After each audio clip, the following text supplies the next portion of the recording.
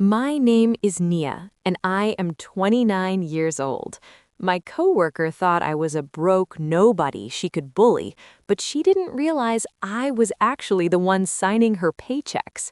She spent weeks trying to sabotage my career, eventually deleting my $50 million pitch deck right before the biggest meeting of the year.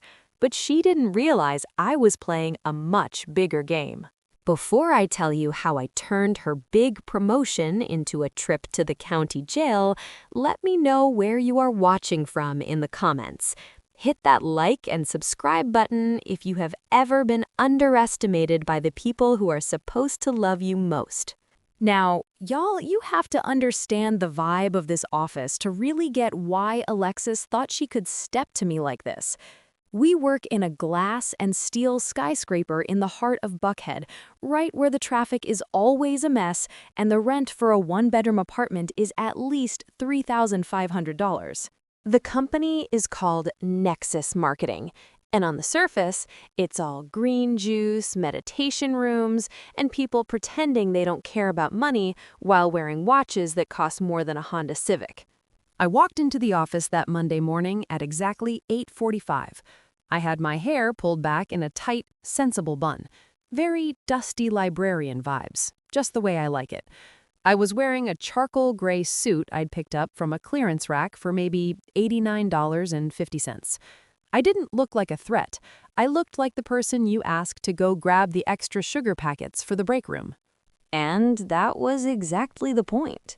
I sat down at my desk and barely had my computer booted up before I heard the clicking of stilettos. I didn't even have to look up to know it was Alexis. She walked in smelling like she'd bathed in a bottle of perfume that probably cost $400, trailing a cloud of entitlement behind her. Alexis is the type of woman who treats life like a music video. She was draped in what she claimed was a vintage Chanel tweed jacket, though I noticed the stitching on the hem was just a little bit crooked. And she was swinging a quilted handbag that would have retailed for $9,200 if it were actually real.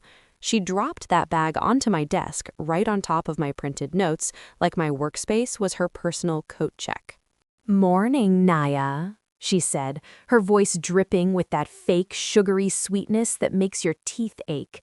"I see you're still wearing that same suit from the New Year's party. Is it polyester? I honestly don't know how you do it. My skin would literally break out in hives if I wore anything that wasn't organic silk or cashmere." I didn't look up, I just kept typing. "It's durable, Alexis. Good for a long day of actual work." She laughed, and it sounded like glass breaking. "Work, right. Well, don't work too hard on that presentation for the $50 million account today. The CEO told me he's really looking for vision and pedigree for this pitch. You know, the kind of stuff they teach you at Ivy League schools, not, where did you go again? That little HBCU in the middle of nowhere?" I finally looked at her then. I gave her a small, tight smile, the kind that church mothers give you when they see your skirt is an inch too short on Sunday morning. "I went to Spelman, Alexis, and my little degree seems to be doing just fine." "Bless your heart," she smirked. She leaned in closer, and I could see the thick layer of foundation she'd used to try and hide the dark circles under her eyes. "Just a heads up, I'm the lead on the presentation today. The CEO wants me to handle the speaking parts. You're just there to click the slides and look, well, whatever it is you're doing today." She thought she was eating me up. She really did. She had no idea that while she was out here spending her entire paycheck on $500 hair extensions and trying to look like a boss babe on Instagram, I was sitting on a trust fund that would make her head spin. My father started one of the biggest logistics firms in the Southeast, and when he passed, he left me enough money to buy this entire building in cash. But I didn't want a handout. I wanted to prove I could do it on my own, so I took this entry-level analyst job under a different last name to see if I actually had the talent for the industry. And I did. I was the one who spent 3 months building the data models for this $50 million pitch. I was the one who stayed until 10 o'clock every night while Alexis was at happy hour in Midtown trying to find a rich husband to pay off her credit card debt. The project was my baby. It was a masterpiece of market research and consumer psychology. I had saved it on the company's shared drive under a password-protected folder, but I also had a copy on an encrypted thumb drive tucked safely in my pocket. "I'll be ready, Alexis," I said quietly. "You'd better be," she snapped, grabbing her bag off my desk. "This pitch is going to get me that senior VP spot, and once I'm in that office, things around here are going to change. We need more prestige in this department, not people who look like they're waiting for the bus." She turned and strutted away, her fake Chanel jacket flapping in her wake. I watched her go, then I turned back to my monitor. I noticed a small notification pop up in the corner of my screen. File access alert. Someone had been in my folder. I checked the logs. At 8:30 this morning, while I was downstairs getting my $5 black coffee, someone had logged into the shared drive using a guest terminal. They hadn't just looked at my presentation, they had highlighted the entire folder and hit permanent delete. Then they had gone into the server backups, something an analyst shouldn't even have the permissions to do, and wiped the shadow copies. I looked over at Alexis's cubicle. She was leaning back in her chair, scrolling through a website for a luxury car dealership, looking at a white Range Rover that cost $115,000. She looked back at me and winked. She thought she just ended my career.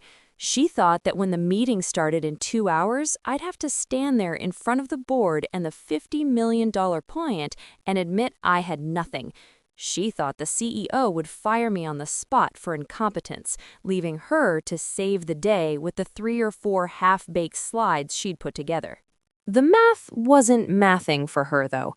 She didn't realize that I knew her password.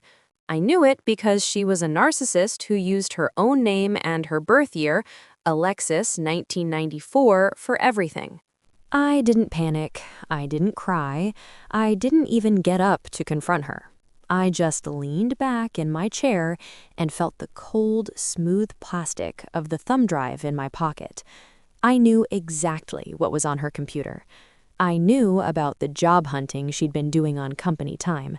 I knew about the emails she'd sent to our biggest rival, offering to sell them our client list for a consulting fee of $50,000.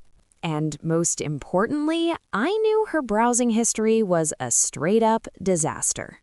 I watched her slide a shiny rose gold credit card out of her wallet, the kind that probably had a 25% interest rate, and start typing in the numbers to buy a pair of shoes that cost $1,200. She was celebrating her victory before the war was even over. I felt a little buzz in my pocket.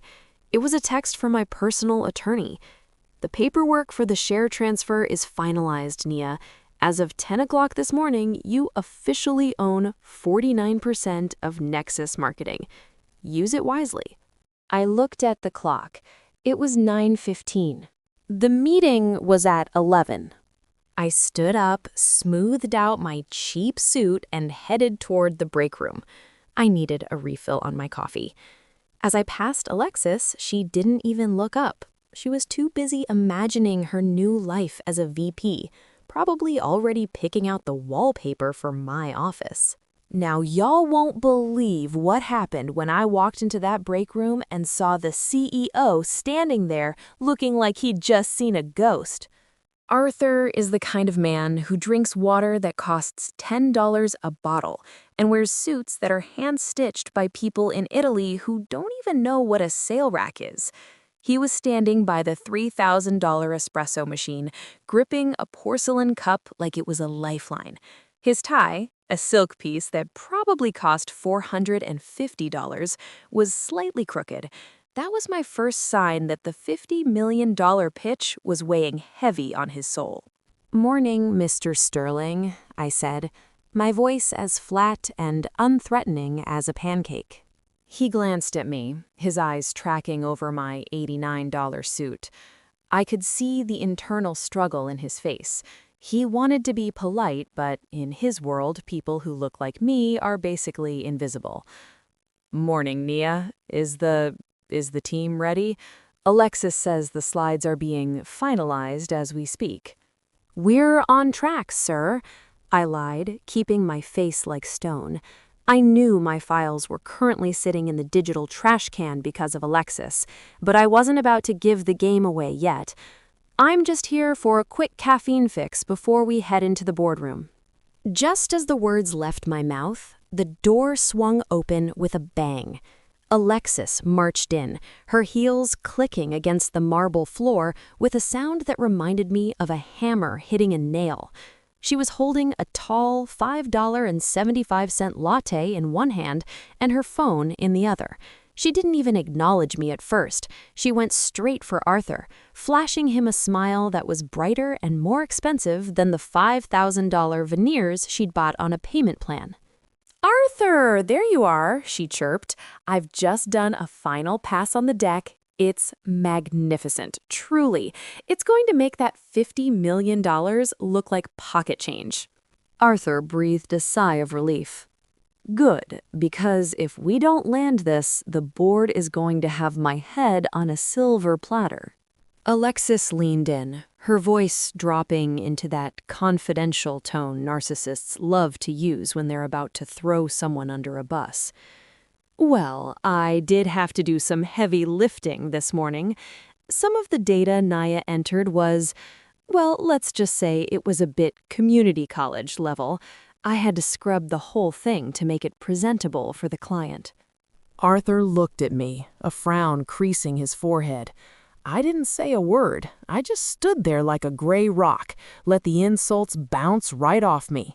I've learned from the best. My big mama used to say that if you give a fool enough rope, they'll eventually make their own noose. This was the same woman who hosted Sunday dinner every single week for 40 years, and she could read a person's entire character just by the way they season their collard greens. She taught me that silence is a weapon, and right now I was fully armed. "Is that right, Nia?" Arthur asked, his voice cooling. "I'm sure Alexis did what she felt was necessary, sir," I replied. Alexis smirked, thinking she'd just scored a point. She turned toward the counter to grab a napkin, and that's when she tripped. It was the most rehearsed, fake-looking stumble I'd ever seen. She let out a little gasp, and that $5.75 latte went flying. But it didn't hit the floor. She aimed it perfectly. The hot, sticky liquid splashed right across the front of my charcoal suit jacket and soaked into my white blouse. It was a mess. The smell of burnt milk and cheap vanilla syrup filled the air instantly. "Oh my God!" Alexis shrieked, her hand flying to her mouth in mock horror. "Nia, I am so sorry. I'm such a klutz. My $700 heels just caught on the rug." I stood there, feeling the warmth of the coffee seeping through my clothes. I didn't jump. I didn't scream. I didn't even flinch. I just looked down at the brown stain spreading across my chest. "Arthur, for heaven's sake." "Alexis, for heaven's sake." "Naya, go to the restroom and try to clean that up. We have the meeting in less than 90 minutes. "I don't think a napkin is going to fix that, Arthur," Alexis said, her eyes gleaming with pure malice. She stepped closer to me, pretending to help by dabbing at my shoulder with a single tiny napkin. She leaned into my ear so only I could hear her. "You should probably just head home, Nia. You look like a disaster. Honestly, you're nothing but a worthless administrative error in this office. Let the professionals handle the big boys today." She pulled back, giving me a look of pity for Arthur's benefit. "Maybe this is a sign, Naya. Maybe you're just not cut out for the Buckhead life. There's no shame in going back to whatever little suburb you came from." I looked at her. Then I looked at my reflection in the glass cabinet of the break room. From this angle, I could see exactly what Alexis didn't realize I knew. The glass acted like a mirror, and I could see her reflection as she reached into her pocket and fingered a small silver USB drive, the one she'd used to wipe my backups. She was literally holding the evidence of her crime while standing 3 feet away from the CEO. The audacity was truly something to behold. The math wasn't mathing for her, though. She thought that by ruining my suit and deleting my files, she'd erased my existence from that meeting. She thought that because I didn't have a $10,000 Birkin bag or a 3-carat diamond ring, I was someone she could just delete, like a bad paragraph in a Word document. But she didn't know about the $250,000 blacked-out SUV sitting in the basement. She didn't know that my cheap suit was just a costume I wore so I could see people's true colors. And she definitely didn't know that I had a second encrypted drive tucked into a hidden pocket of my slacks that the coffee hadn't even touched. I reached up and gently took the napkin from her hand. My movements were slow, deliberate, and completely calm. "Don't worry about it, Alexis," I said, my voice steady enough to set a glass of water on. "Accidents happen when people are moving too fast for their own good. I'll go get cleaned up." "You do that, honey," Alexis said, already turning back to Arthur to resume her fake baller performance. She started talking about how she wanted to celebrate the $50 million win at Umi with a bottle of champagne that cost $800. I walked out of the break room and headed toward the elevators. I wasn't going to the restroom. I was going to the parking garage. I needed to change, but I wasn't changing into another $89 clearance suit. If Alexis wanted to play the pedigree game, I was about to show her what a real bloodline looked like. I was going to pull out the pieces I usually saved for my life outside these walls, the stuff that didn't just scream money, but whispered power. As I stepped into the elevator, I saw Alexis through the closing doors. She was laughing at something Arthur said, her head tossed back, looking like she'd already won the lottery. She really thought she'd neutralized the threat. She thought she'd silenced the broke girl from the HBCU. I watched the floor numbers count down.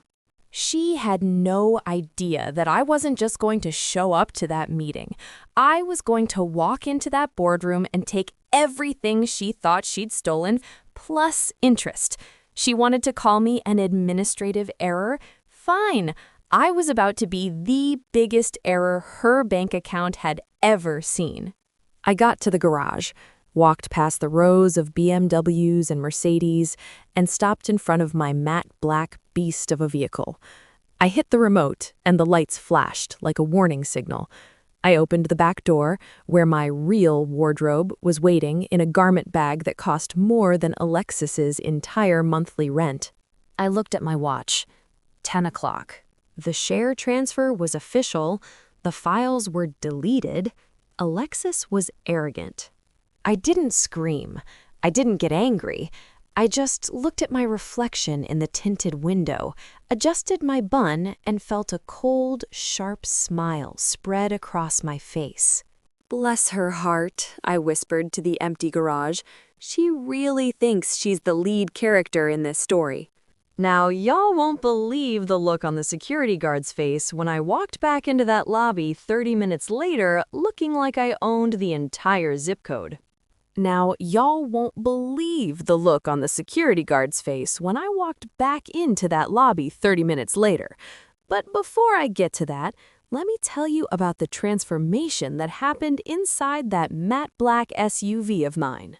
I climbed into the back seat of my $250,000 beast, letting the heavy door thud shut with a sound that signaled total isolation from the world. The interior smelled like expensive Italian leather and a hint of the $300 sandalwood candle I keep in the center console. In here, I wasn't Nia the broke analyst.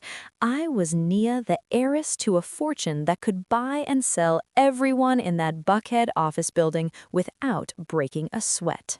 I peeled off that coffee-stained $89 suit jacket like it was a dirty skin I was finally ready to shed. I didn't even look at it as I tossed it onto the floor mats. I reached into my garment bag and pulled out my real armor. It was a bespoke Tom Ford power suit in a shade of midnight blue so deep it almost looked black.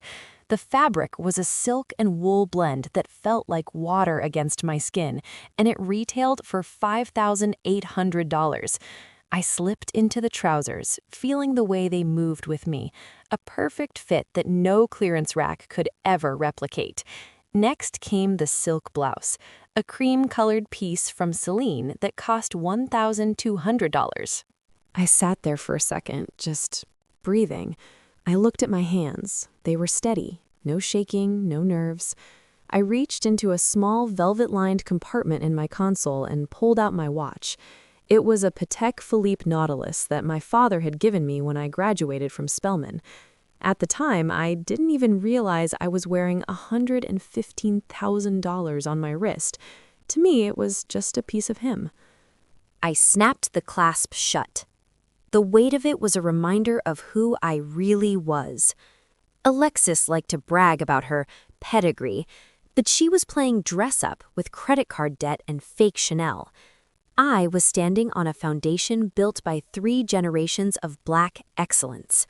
My grandfather had started a small trucking company with one rusted-out van and a dream, and my father had turned it into a global logistics empire.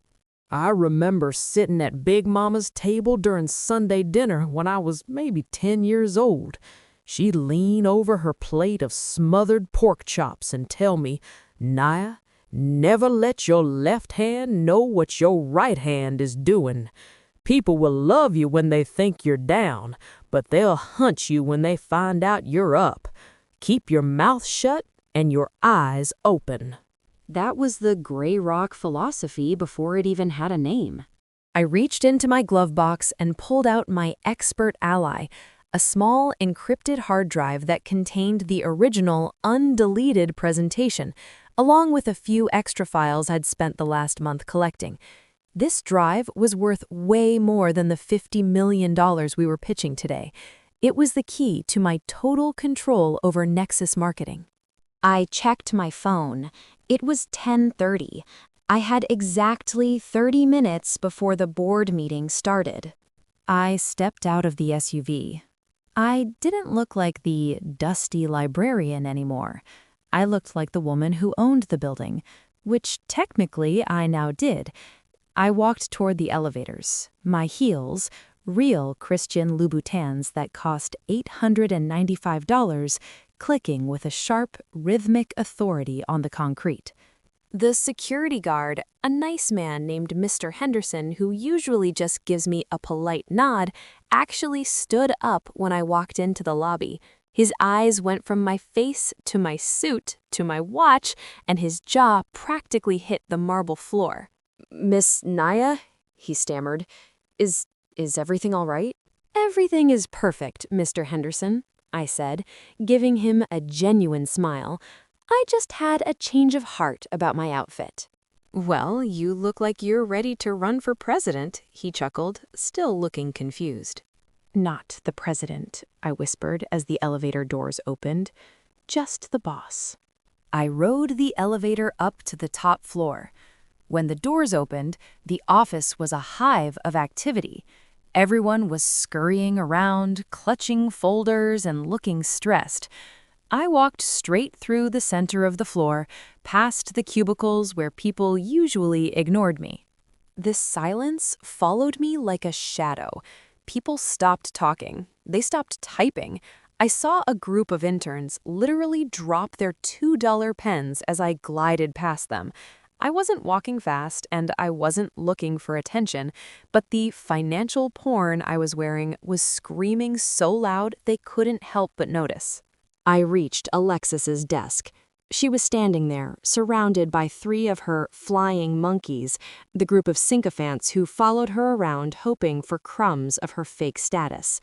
She was holding a $200 gold-plated pen and pointing at a printout, looking like she was giving a masterclass in leadership. And then I'll tell them that the data was flawed, but I salvaged the core. She stopped mid-sentence.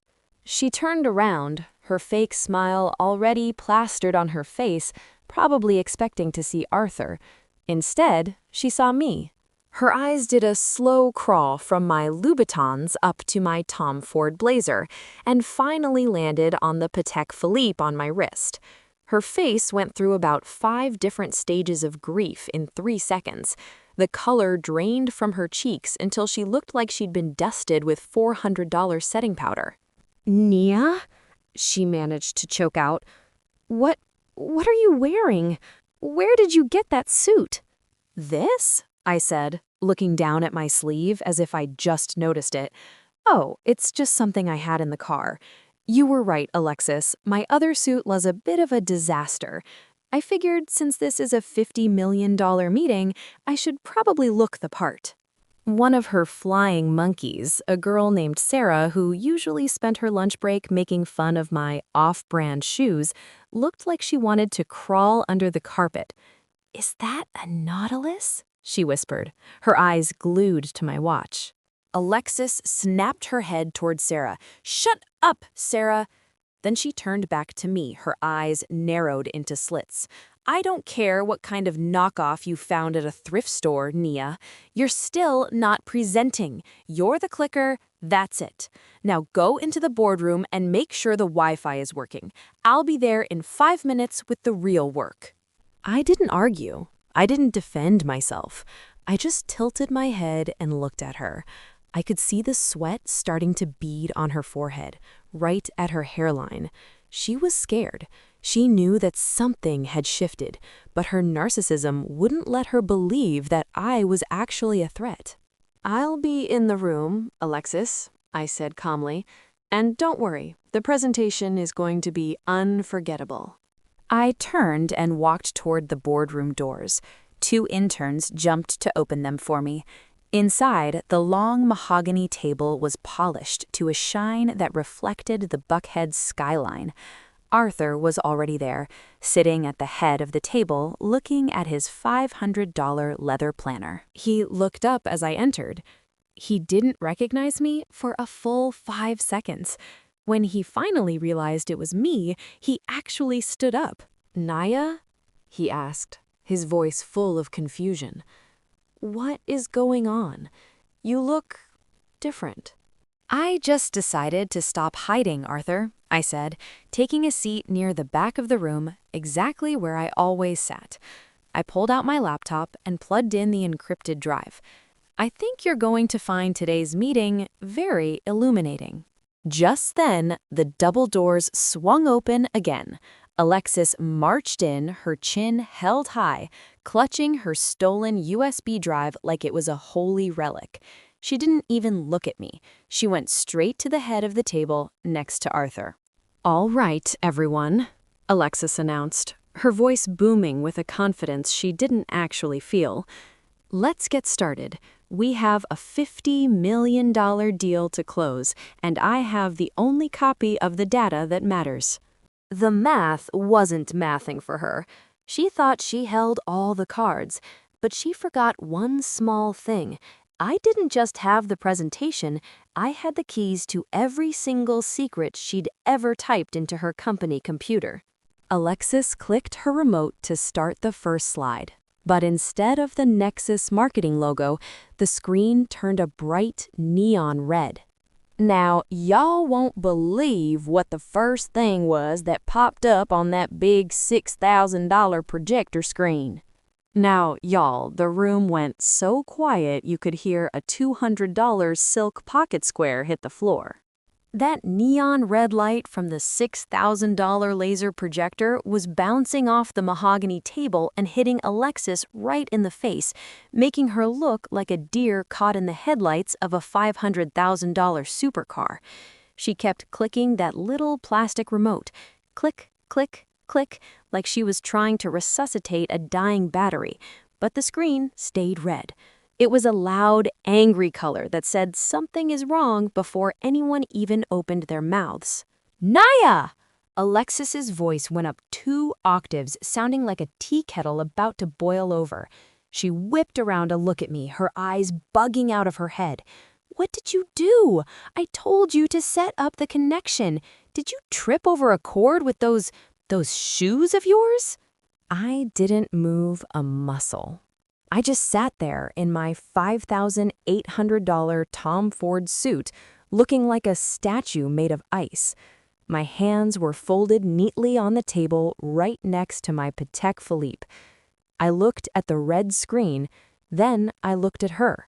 I just plugged in the HDMI cable, Alexis, I said, my voice as smooth and cool as the marble in the lobby. Maybe there's an issue with the file on your drive. Did you check it before we walked in? The board members, 6 men and 2 women who probably have a combined net worth of about $300 million, started whispering. One of them, a man named Mr. Sterling West, who looked like he'd been born in a Brooks Brothers catalog, checked his $50,000 gold Rolex and cleared his throat. Is there a problem, Alexis? Arthur asked. His voice was low, and that was never a good sign. He was leaning back in his leather chair, his fingers steepled. We have the representatives from the global luxury group waiting on the Zoom link. We cannot afford a technical glitch when we are asking them for $50 million.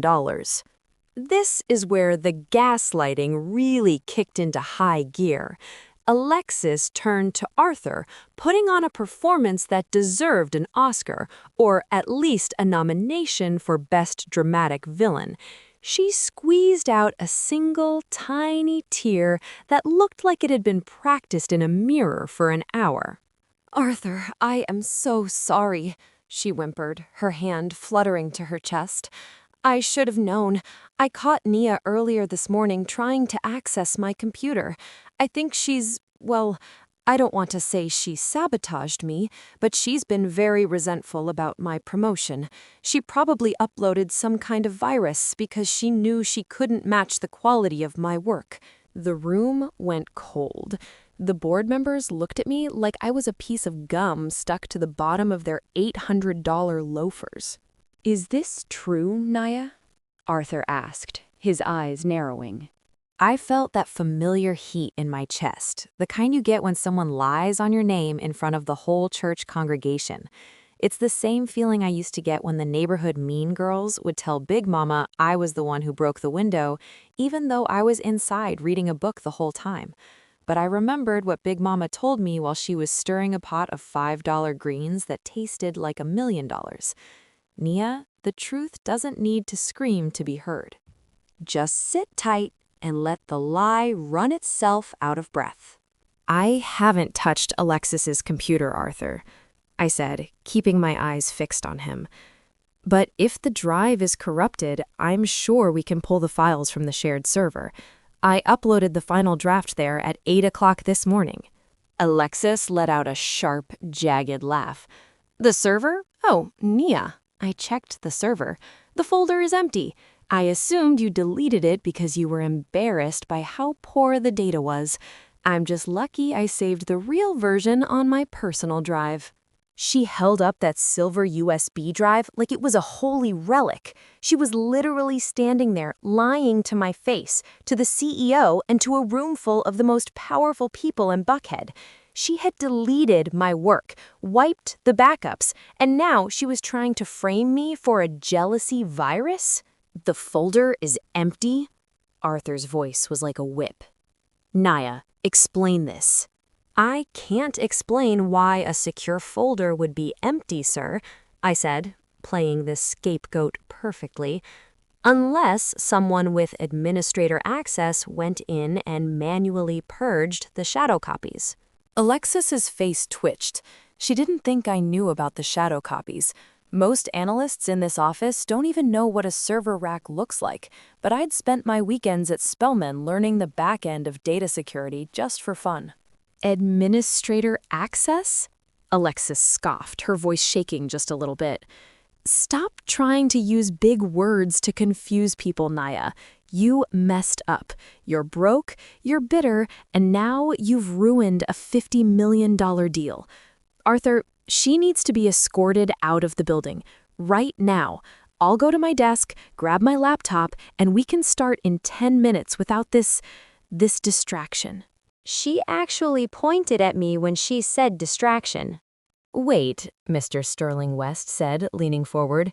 Nia, you're wearing a Patek Philippe Nautilus. That's a $115,000 watch. How does a broke analyst afford a timepiece that has a 3-year waiting list? The silence that followed was even heavier than the first one. Alexis froze. She hadn't even looked at my wrist properly. She was too busy looking at her own fake gold jewelry. She looked at my watch, then back at my face, and for a second, I saw the first crack in her fake baller mask. "It's a fake!" Alexis shouted, her voice echoing off the glass walls. "It has to be. She probably bought it at a flea market for $20. She's trying to gaslight all of us into thinking she's someone she's not. Arthur, don't let her play you like this." "It's not a fake, Arthur," I said quietly.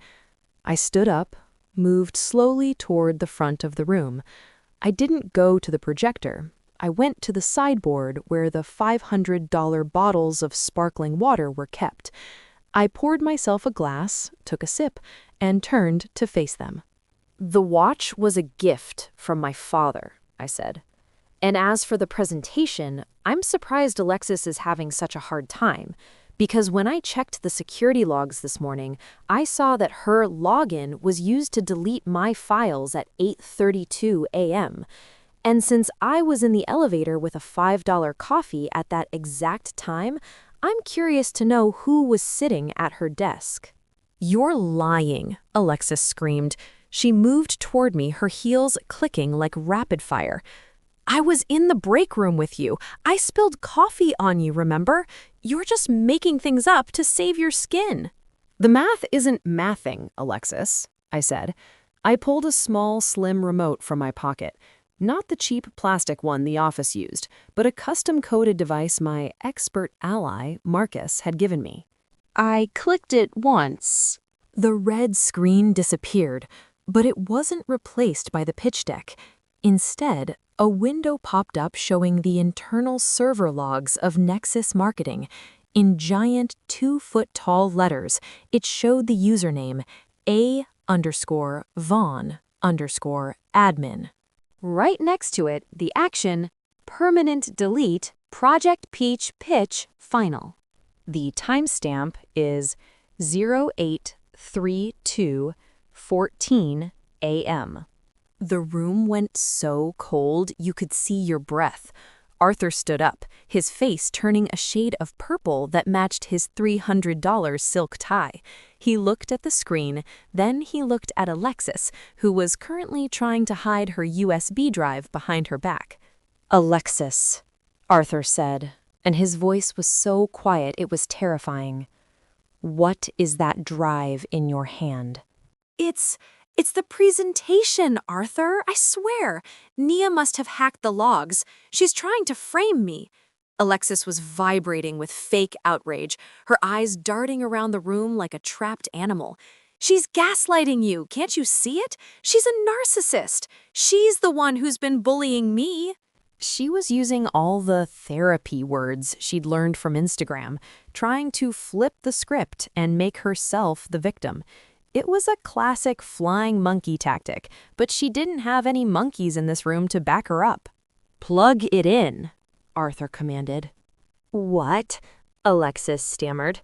"Plug in your drive, Alexis," Arthur repeated. "If your real presentation is on there, let's see it. If it's as magnificent as you said, we can still save the deal." Alexis looked at the drive. She looked at me. I just gave her a tiny gray rock nod. She walked to the laptop with the grace of a woman walking to the gallows. Her hands were shaking so hard it took her 3 tries to get the USB into the port. She hit enter. The screen flickered. A folder opened. but there wasn't a PowerPoint file in there. There was a folder labeled Sonia's Stolen Notes and another one labeled Dubai Offer Docs. Alexis's breath hitched. She tried to close the window, but my remote had locked the mouse. "Wait," Mr. Sterling West said, standing up and walking toward the screen. "Is that an offer from our biggest competitor for $50,000? Now, y'all won't believe what happened when the CEO realized his golden girl wasn't just a bully, but a corporate spy." Now, y'all, the air in that boardroom didn't just get cold, it turned into an icebox. You could hear the hum of the $6,000 projector as it sat there, glowing like a neon sign pointing straight at Alexis's soul. Alexis was frozen. Her hand was still hovering over that laptop, her fingers twitching like she wanted to snatch the USB drive out and swallow it whole. But it was too late. The folder named Dubai_offer_docs was sitting right there, front and center on the 50-inch display. Mr. Sterling West stood up, his leather Herman Miller chair, which probably cost $3,500, squeaking against the floor. He walked right up to the screen, his face inches from the pixels. $50,000, he muttered, his voice shaking with a mix of confusion and pure, unadulterated rage. "Alexis, is this a contract from Al Jamil Marketing, our direct competition for the Gulf accounts?" Alexis finally found her voice, but it sounded like a dying bird. It's not what it looks like, Arthur. Nia must have put that there.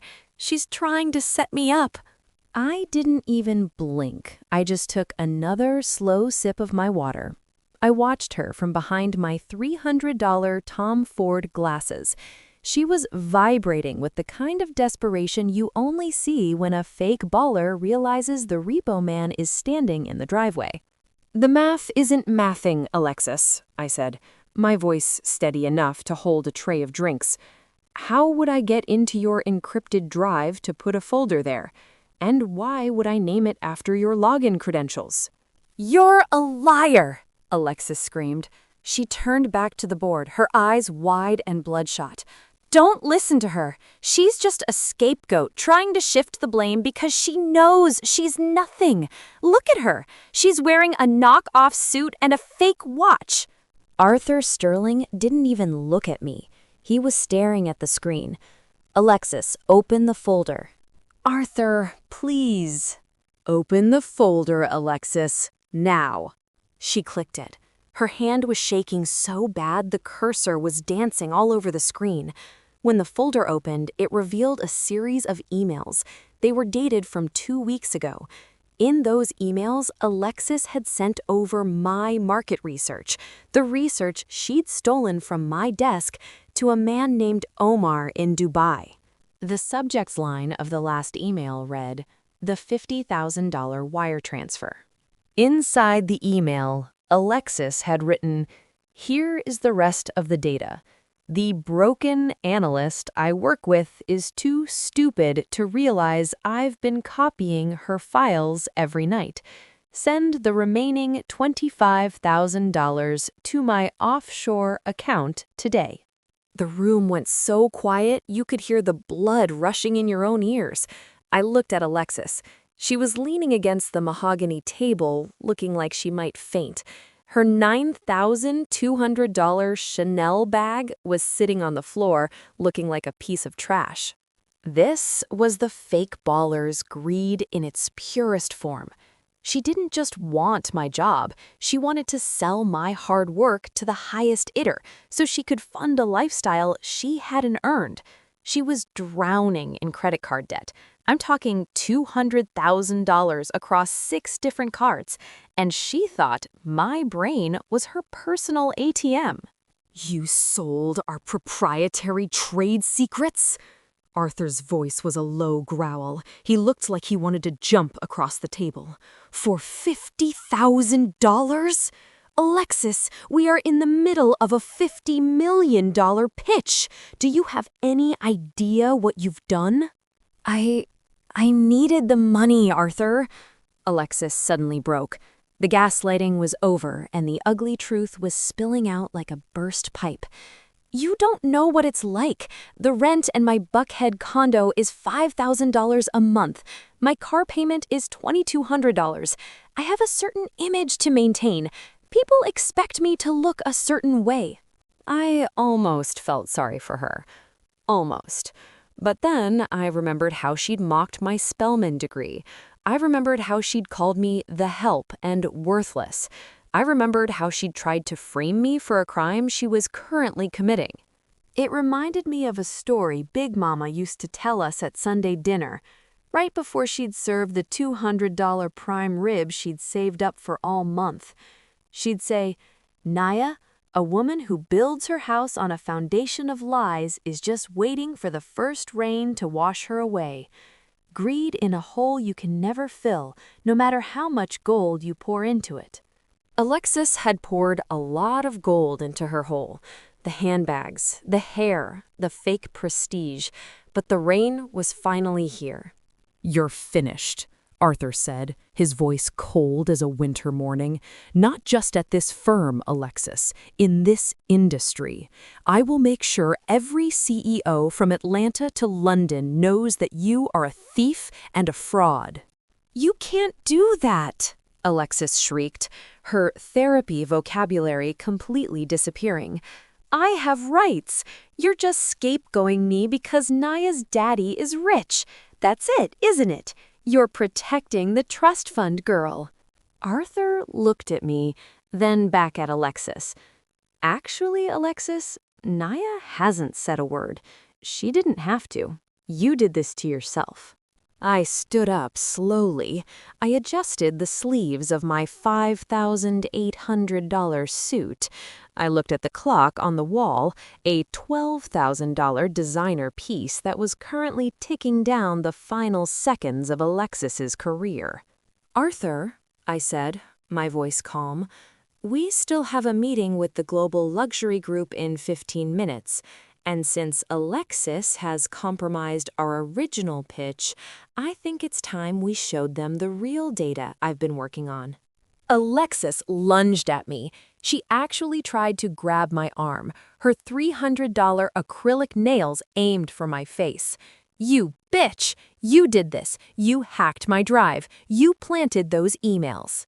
I didn't even move. I just stepped back, and Arthur stepped between us. "Get out," Arthur said to Alexis, "before I call security and have them drag you out in front of the entire office." "I'm not going anywhere until I get my bonus," Alexis screamed. "I worked for that money." The audacity was truly something. She'd just been caught selling trade secrets, and she was still worried about a $500,000 bonus she didn't deserve. I looked at her, and for the first time that day, I let a real smile touch my lips. Not a mean one, just a knowing one.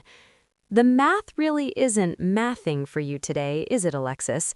You think you're the one holding the power because you're loud. But power is quiet. Power is having the receipt for the building you're currently being kicked out of. Alexis froze. "What did you just say?" I said, "I'm ready to present, Arthur." I turned my back on her. As Alexis was being ushered out by two very large, very annoyed security guards, she was still screaming about how she was the golden child and how I was nothing. But her voice was fading as the heavy mahogany doors closed behind her. I walked to the head of the table. I plugged in my own encrypted drive. "All right, everyone," I said to the board, who were all looking at me like they'd never seen me before. "Let's talk about how we're actually going to win this $50 million account." But y'all, the story isn't over. Because while Alexis was being escorted to the lobby, she didn't realize that I'd already made one more phone call. And let's just say, the person on the other end of that line doesn't work for Nexus Marketing. He thought she'd won, but he forgot one small thing. I still had the keys to the safe. Now, y'all won't believe the silence that settled into that room after the security guards dragged Alexis out. It was the kind of quiet that makes your ears ring, the kind you only get in a room full of people who realized they just spent 3 years being played by a woman in a fake Chanel jacket. I didn't rush to speak. I just stood there at the head of the mahogany table, my hands resting lightly on the surface next to my $2,000 MacBook Pro. I took a slow, deep breath, letting the scent of the $300 sandalwood candle I'd lit earlier fill my lungs. "Well," Mr. Sterling West finally said, his voice sounding like he'd aged 10 years in 10 minutes. He adjusted his $50,000 gold Rolex and looked at me like I was a brand new person. "I suppose we should call the police." "The police are already on their way, sir," I said, my voice steady and calm. "But before they get here, we have a $50 million account to save. And more importantly, you need to see exactly how deep the rabbit hole goes." I clicked my remote. The screen flickered, and instead of the red alert window, a spreadsheet appeared. This wasn't just any spreadsheet. This was a forensic audit I'd been building for 6 months. I called it the paper trail. "Now, y'all see these numbers?" I asked, pointing to a column highlighted in yellow. Alexis wasn't just selling our secrets to Dubai. She was treating the company's marketing budget like her personal piggy bank. The board members leaned in. I saw Arthur Sterling's eyes widen as he looked at the line items. $12,450 for a client dinner at Nobu? Arthur whispered. "We don't even have a client in Malibu." "It wasn't a client dinner," I said. "It was Alexis's birthday trip. And look at this one. $45,822.10 for consulting fees paid to a company called AV Luxury Consulting. Does that name sound familiar?" AV, Mr. Sterling West muttered. Alexis Vaughn. "Exactly," I said. "She was shell gaming the money. She'd approve a budget, send it to her own consulting firm, and then use that cash to pay the lease on her white Range Rover. She thought she was being slick because she used a guest terminal to sign the approvals, but she forgot that the IP address always leaves a footprint." I watched as the realization washed over them. These were people who prided themselves on being the smartest in the room, yet they'd let a fake baller with a $200,000 credit card debt lead them by the nose. It made me think of the flying monkeys Alexis had back at her desk, the girls who used to giggle when she'd make fun of my clearance rack life. They were currently sitting out there, probably wondering why the security guards hadn't come back yet. They'd enabled her because she gave them a taste of the luxury she was stealing. She'd buy them $300 lunches and give them samples of the skincare she'd charged to the company. They were scapegoating me because it was easier to follow a loud liar than to respect a quiet worker. "But that's not the worst part," I said, my voice dropping an octave. "Look at the final tab." I clicked the remote one more time. A document appeared on the screen that made Arthur Sterling actually gasp. It was a quit-claim deed for a property in Atlanta's historic district, a house that had been in my family for 4 generations. "This is my big mama's house," I said, and for the first time, a bit of the gray rock cracked. "My father left it to me in his will. Last month, Alexis found the paperwork in my desk when she was borrowing my stapler. She didn't just see the house, she saw the $575,000 in equity it held. The room was so still you could hear the air conditioning humming. She tried to forge my signature to take out a predatory loan against the property," I continued, the math finally hitting home for everyone. She needed the cash to pay off a $250,000 debt she owed to some very unpleasant people in Las Vegas. She was going to steal my inheritance to cover her gambling losses. "Nia, this is This is criminal on a level I've never seen, Mr. Sterling West said, his face pale. It is, I agreed, and that's why the math is finally going to math for her. She thought because I went to an HBCU and didn't wear a Cartier love bracelet every day, I didn't know how to protect what was mine. But at Spelman, they don't just teach you how to read a balance sheet, they teach you how to find the person who's cooking the books. I felt a surge of pride, the same kind I felt every Sunday at Big Mama's house when the church mothers would talk about the importance of knowing your worth and keeping your receipts. I had the receipts. I had every single one of them. So, what do you want us to do? Arthur asked. He looked at me not as an analyst, but as a peer. I want you to let me finish the pitch, I said. The global luxury group is on the line in 5 minutes. I have the data, I have the vision, and I have the integrity that Alexis Vaughn wouldn't know if it hit her in her fake Chanel-covered face. Arthur nodded slowly. The floor is yours, Nia. I took my seat at the head of the table. I smoothed out the lapel of my $5,800 suit. I checked my Patek Philippe. 11 o'clock. The Zoom link chimed. The screen changed from my audit to a grid of faces, the most powerful executives in the luxury world. They were looking for someone to trust with $50 million. I gave them a smile that was worth every penny of my trust fund. Good morning, I said, my voice projecting with the kind of confidence that only comes from knowing you're the most honest person in the room. My name is Nia, and I'm going to show you why Nexus Marketing is about to undergo a very necessary, very expensive change in leadership. The pitch went perfectly. For the next hour, I broke down the data with a precision that made the board members look like they'd been hit by a lightning bolt. I talked about global trends, consumer psychology, and how we were going to turn their $50 million into $500 million over the next 5 years. By the time I closed the laptop, the global luxury group wasn't just impressed. They were ready to sign the contract right then and there. That was the most impressive presentation I've seen in a decade, the lead executive said before logging off. The board erupted into applause, but I didn't let it go to my head. I knew the real work was just beginning. I walked out of the boardroom a hero, but as I passed the flying monkeys at their desks, I saw them staring at me with a mix of fear and awe. They knew the golden girl was gone. They knew the gray rock was the one in charge now. I went back to my desk to grab my things. I had a $500,000 bonus to collect and a $250,000 SUV waiting for me in the garage.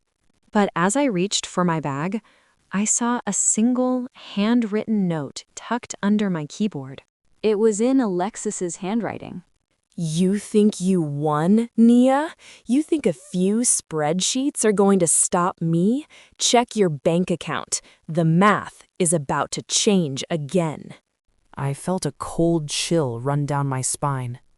She thought she'd won, but she forgot one small thing. I wasn't just watching her computer. I was watching her phone, too. Now, y'all won't believe what I found when I logged into her private cloud storage 10 minutes later. Now, y'all won't believe where I headed after I read that raggedy little note Alexis left on my desk. I didn't run to the HR office, and I certainly didn't call her cell phone to give her the satisfaction of hearing me breathe. Instead, I walked straight out of that glass tower, handed my valet ticket to the attendant, and waited for my blacked-out SUV to be brought around.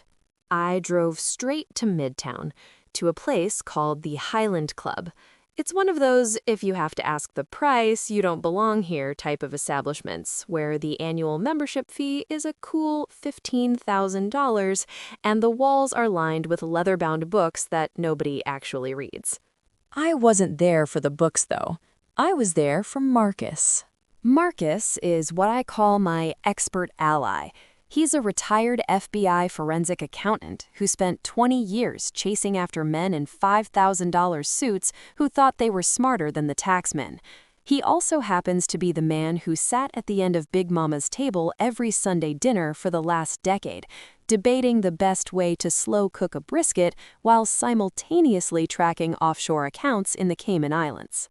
I found him in the back corner of the lounge, sitting in a wing-back chair that probably cost $4,800. He was sipping on a glass of 200-year-old scotch that retailed for $350 a pour. "You look like you just won a war but lost a battle, Nia," Marcus said, not even looking up from his tablet. "The pitch went perfectly, Uncle Marcus," I said, sliding into the chair across from him. I set my $12,000 Hermes Birkin on the floor like it was a grocery bag. But Alexis left me a little souvenir. She thinks she's touched my personal accounts. Marcus finally looked up, a sharp, predatory glint in his eyes. She's a narcissist, baby girl. They always go for the throat when they realize their fake world is crumbling. Let's see what she's been up to in that private cloud of hers. He opened a rugged, military-grade laptop, the kind that costs $8,500 and can bypass a firewall in under 60 seconds. I'd already sent him the login credentials I'd pulled from Alexis's cached browser history. For the next 20 minutes, the only sound was the clinking of ice in Marcus's glass and the rapid-fire tapping of his fingers on the keyboard. I sat there like a gray rock, silent, unmoving, and completely detached. Alexis wanted me to panic. She wanted me to call her and beg, but I knew the math, and the math never lies. "Well, well, well," Marcus whispered, a cold smile spreading across his face. "She wasn't lying about your bank account, Naya, but she was definitely overestimating her own intelligence." He turned the screen toward me. My heart didn't even skip a beat as I looked at the data. The first hit. Alexis had used a flying monkey in the IT department, a guy named Kevin who she'd been dating on the side, to gain access to my payroll profile. She'd attempted to reroute my $500,000 bonus into a shell account registered in the British Virgin Islands. But because she's a fake baller who doesn't understand high-level encryption, she'd used the company's own VPN to do it. "She tried to steal $500,000 from you in broad daylight," Marcus said, shaking his head. "And she did it while she was still sitting in the HR office waiting to be escorted out. That's not just greed, that's a special kind of stupid." I leaned back, smoothing the fabric of my $5,800 Tom Ford trousers. "She's desperate, Marcus. She owes those people in Las Vegas $250,000 by the end of the week. If she doesn't get that money, her prestige life isn't the only thing that's going to be destroyed." "It gets better," Marcus said, clicking into a subfolder labeled Project Phoenix. "She's been keeping a burn book of every executive at Nexus Marketing. She's got photos, recorded phone calls, and evidence of expense report fraud for at least 3 of the board members." She was planning to blackmail her way back into the company, I realized. "Exactly," Marcus nodded. "She's a cornered animal. And a cornered animal is dangerous. But she forgot one thing. She's playing in a league where the entry fee is integrity, and she's already bankrupt." I looked at the photos of Alexis on her cloud. There were hundreds of selfies of her in $300 bikinis at resorts she couldn't afford, posing with bottles of champagne that cost $600 each. It was a testament, it was a clear sign that she was obsessed with a life she hadn't earned. She spent her days pretending to be a queen while her bank account was screaming in agony. She was the scapegoat of her own story, always blaming the world for her lack of luck, while she was busy sabotaging everyone around her. "So what's the move?" Marcus asked, leaning forward. "I can wipe her cloud right now.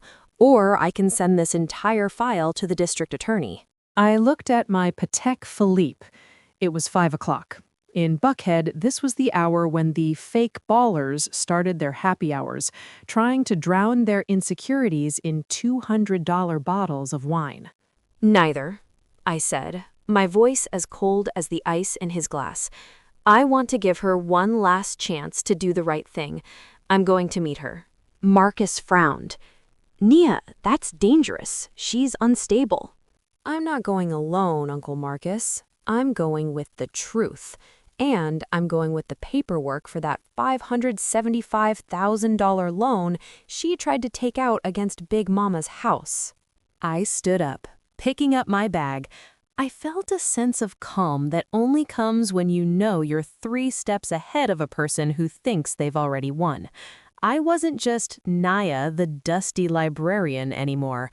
I was the person who was about to show Alexis Vaughn that when you play with fire, you don't just get burned, you get incinerated. I've got the toxicology report back on that latte accident, too, Marcus added as I walked away. There wasn't just coffee in that cup, Naya. There was a heavy dose of a prescription sedative. She wasn't just trying to ruin your suit. She was trying to make sure you didn't even make it to the meeting. I stopped in my tracks. My grip tightened on the handle of my Birkin. She tried to drug me? I asked, my voice barely a whisper. The math is all there, Naya. She wanted you out of the way by any means necessary. I didn't say another word. I walked out of the Highland Club and into the humid Atlanta evening. The air felt heavy, like the atmosphere before a massive thunderstorm. I got into my SUV and pulled out my phone. I sent one text to Alexis. Meet me at Big Mama's old house, 6 o'clock. Bring the USB drive with the burn book. If you're a minute late, the FBI gets the password to your cloud. She replied in 10 seconds. I'll be there, and bring my money, you broke bitch. She thought she'd won. She really did. She thought she was about to walk away with $500,000 and her reputation intact. But she forgot one small thing. I wasn't bringing money. I was bringing a technical trap that was about to shut the door on her life forever.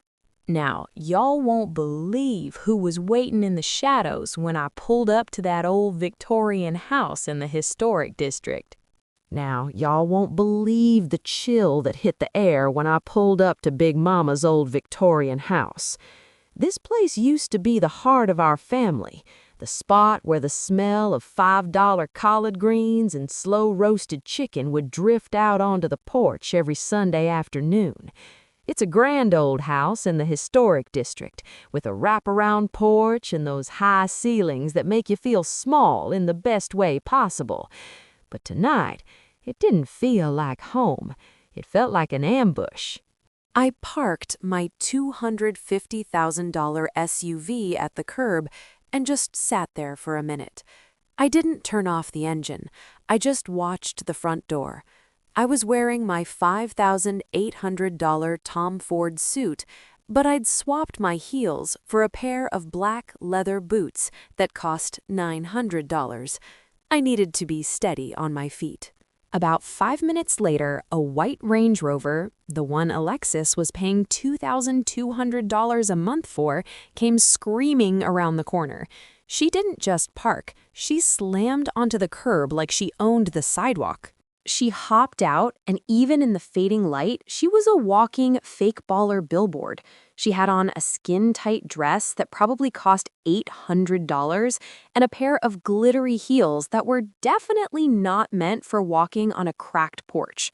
She was clutching a $5,000 Van Cleef & Arpels bracelet on her wrist that I knew for a fact was a high-grade replica she'd bought for $300 from a guy in a basement. "You've got 5 minutes, Nia," Alexis shouted before she even reached the steps. She was loud, flashy, and vibrating with a nasty kind of energy. "I want my money, and I want you to delete that cloud access right in front of me. I'm not playing with you." I didn't say a word. I got out of the car, closed the door, and walked up to the porch. I sat down in Big Mama's old wooden rocking chair. I looked like a gray rock. No emotion, no anger, just a neutral force of nature. "Sit down, Alexis," I said. My voice was quiet, but it carried in the still evening air. "I'm not sitting down in this dusty-ass chair," she snapped, waving her hand at the house. "This place is a dump. I'm doing you a favor by trying to take it off your hands. It's a liability. You should be thanking me for trying to get that $575,000 loan. It would have been the most money this family has seen since the Civil War." The audacity. It was like she couldn't help herself. She really thought that by insulting my heritage, she could make me feel as small as she felt inside. "The math isn't mathing for you tonight, Alexis," I said, leaning forward. I pulled a tablet out of my bag, a $2,000 piece of tech that Marcus had rigged up for me. "I'm not here to give you money. I'm here to give you a choice." "A choice?" she laughed, and it was that jagged, ugly sound again. "I have your burn book, Nia. I have the receipts of every shady thing Arthur Sterling has done in the last 5 years. If I don't get that $500,000 bonus rerouted to my account by midnight, I'm sending it to the Atlanta Journal-Constitution. Your little promotion will be over before you can even buy a new clearance rack suit." I looked at her and I felt a wave of genuine pity. She was so caught up in her narcissism that she didn't realize she was standing in the middle of a technical trap I'd been building since she spilled that coffee on me. "Let's talk about that coffee, Alexis," I said. She stiffened. "It was an accident. Get over it." "It wasn't an accident," I replied, my voice dropping. "I have the toxicology report. You didn't just want to ruin my suit. You put a heavy-duty sedative in that $5.75 latte. You were trying to drug me so I'd miss the $50 million pitch. That's not just office politics, honey. That's a felony." Alexis's face went pale, the color draining away until her makeup looked like a mask. You can't prove that." "I don't have to," I said. I tapped the screen on my tablet. "While you were driving over here, Marcus, you remember my uncle Marcus, the one you said looked like a janitor, was busy. He didn't just find your burn book. He found the digital footprint of the person who tried to reroute my bonus. And he found the original, unedited quitclaim deed you tried to forge." I turned the screen toward her. It showed a map of the house, but with red, pulsing dots all over it. "Every word you've said since you stepped onto this porch has been recorded," I told her. "This house is currently a hot zone. There are 4 high-definition cameras and 3 directional microphones hidden in the eaves. Your confession about the loan? Recorded. Your threat about the burn book? Recorded. You bitch!" Alexis lunged for the tablet, but I moved it just out of her reach. "One last chance, Alexis," I said, standing up. I was a good head taller than her in these boots, and I let her feel every inch of it. "Hand over the USB drive with the files. Sign this confession stating that you acted alone in the fraud attempt. Do that, and I won't send this file to the FBI. You'll be fired, you'll be broke, and you'll probably lose that Range Rover by Tuesday, but you won't be in an orange jumpsuit." Alexis stood there, her chest heaving. She looked at the house, then at me, then at the tablet. For a second, I thought I saw a glimmer of sanity in her eyes. I thought she might actually realize that her life as a fake baller was over, and that it was time to save herself. But then the mask snapped back on. She let out a scream that probably echoed all the way to the next block. "I don't take deals from the help," she shrieked. She reached into her bag and pulled out a heavy $500 designer lighter. "You want this house so bad? You want your memories? Let's see how they look in ashes." She flicked the lighter and tossed it toward a pile of dry leaves Big Mama had left near the porch steps before she passed. He thought he'd won. But he forgot one small thing. I'd already called the one person Alexis was more afraid of than the police. Now y'all won't believe who stepped out of the shadows of the porch just as those leaves started to smoke. That little flame flicker was exactly like Alexis's entire life. Bright, hot, and completely out of control. It licked at the dry oak leaves Big Mama had spent 40 years sweeping away every single autumn morning before Sunday dinner. But I didn't even flinch. I just reached under the arm of that old wooden rocking chair and pulled out a sleek $300 specialized fire suppression canister I'd bought specifically because I knew the kind of burn-it-all-down spirit a cornered narcissist has. One quick hiss and a cloud of white foam, and her $500 designer lighter was buried under a pile of chemical snow. The fire was dead before it even had a chance to breathe. The audacity, I whispered, finally standing up. My $900 black leather boots didn't make a sound on the porch, but my presence was heavy enough to make her take a step back. You really tried to burn down a historic Victorian home because you're mad the math isn't mathing for your bank account? I'll do it again, Alexis shrieked. Her $800 dress was hitched up on one side, and she'd lost one of her glittery heels in the struggle to throw the lighter. She looked less like a buckhead socialite and more like a woman who'd spent too much time at a 2 a.m. Waffle House brawl. I have nothing to lose, Nia. You think you're so smart with your Spelman degree and your Patek Philippe watch. I'm the one who knows how this world works. It's about who has the loudest voice, not who has the most receipts. Just then, the screen door creaked open. Uncle Marcus stepped out, looking every bit the retired FBI legend in his $2,000 bespoke wool coat. He didn't say a word. He just held up his $8,500 laptop so the screen faced her. It was still recording. Alexis, I said, my voice as calm as a Sunday morning before the choir starts singing, this is your one last chance. I'm giving you grace that you don't even deserve, mostly because Big Mama wouldn't want me to start my new life by sending someone to prison for 20 years if I didn't have to.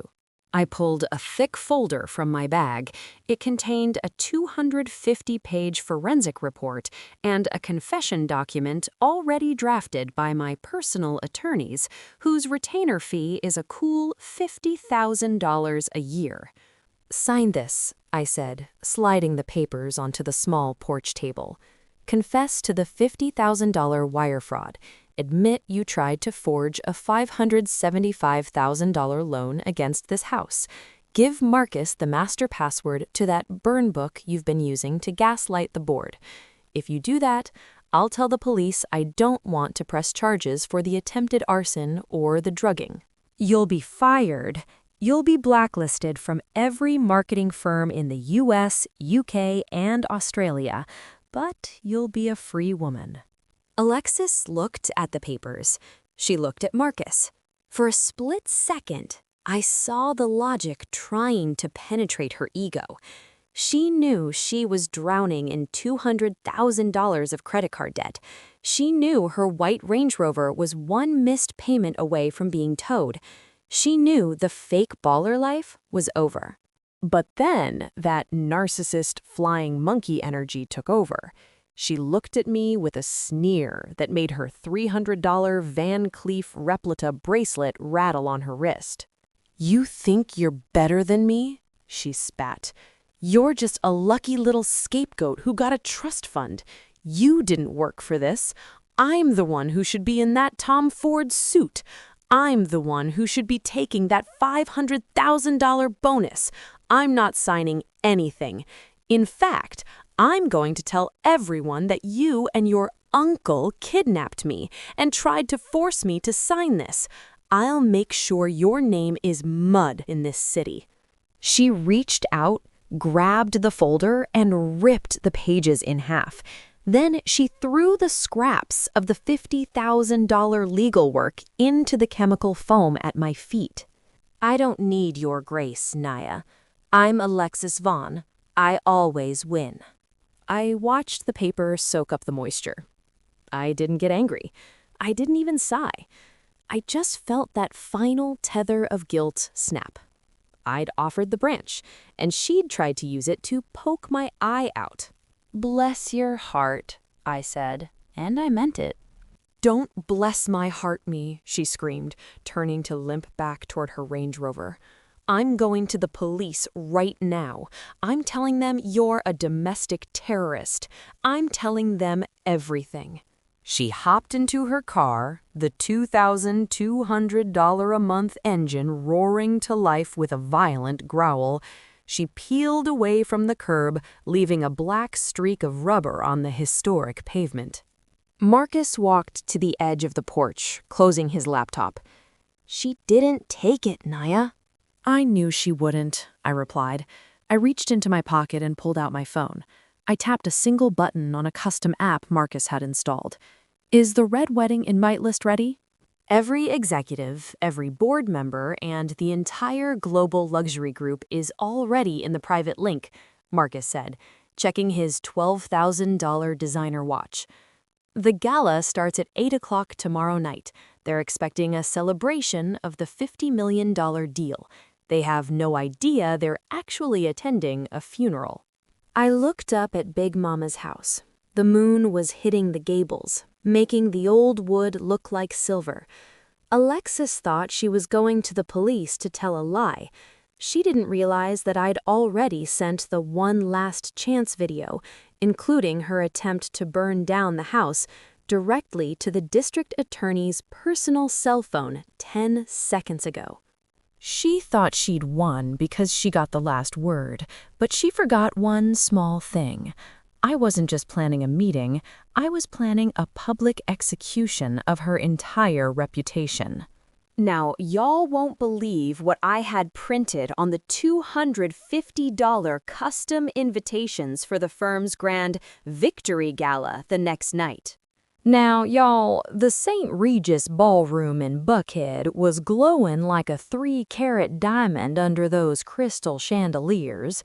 The firm had spent at least $85,000 on this victory gala, and you could smell the money the second you stepped off the elevator. We're talking about $400 floral arrangements on every table and servers walking around with silver trays holding glasses of Bollinger champagne that cost $225 a bottle. I arrived exactly 15 minutes late. I wasn't wearing that dusty librarian suit anymore. I had on a floor-length midnight blue Alexander McQueen gown that retailed for $6,700. It fit me like a second skin, elegant and silent, while my $28,000 Cartier Panthère ring caught the light every time I moved my hand. I looked like the majority shareholder I was, but to the flying monkeys by the bar, I was still just the analyst who got lucky. I saw Alexis before she saw me. She shouldn't have even been in the building after what happened at the office, but a narcissist doesn't know how to stay backstage.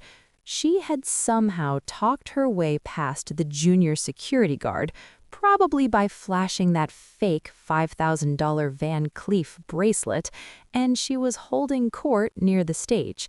She was wearing a bright red Versace dress that was so tight she could barely breathe, and she'd paired it with some glittery heels that cost $1,400. She looked like she was ready to accept an award, not a pink slip. "Now, y'all won't believe the audacity of this woman," I whispered to myself as I watched her. She was sipping a drink and laughing loudly with 2 board members, probably telling them some lie about how she'd graciously stepped aside to let me handle the technical parts of the pitch. I walked up to the bar and ordered a sparkling water. I didn't need the alcohol. I needed my head clear for the red wedding I was about to host. Naya. Alexis's voice cut through the room like a jagged blade. She sashayed over to me, her eyes scanning my gown with a mix of hunger and pure hatred.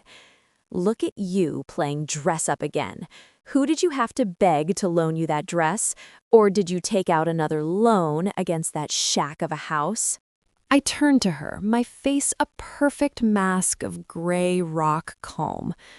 The house is fine, Alexis, and the dress is paid for, in full, unlike that Range Rover that's currently being tracked by a repo man. Her face twitched. You think you're so clever. You think that little video you recorded on the porch matters? I've already spoken to Arthur. I told him you used AI to fake that recording. He's already agreed to let me give the visionary speech tonight before we sign the final contract.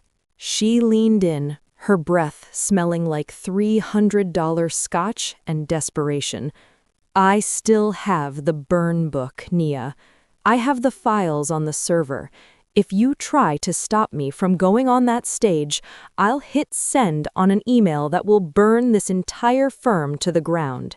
$50 million won't save Nexus Marketing from the scandal I'm holding in my hand. I looked at her, and I thought about the time Big Mama caught a fox in her chicken coop.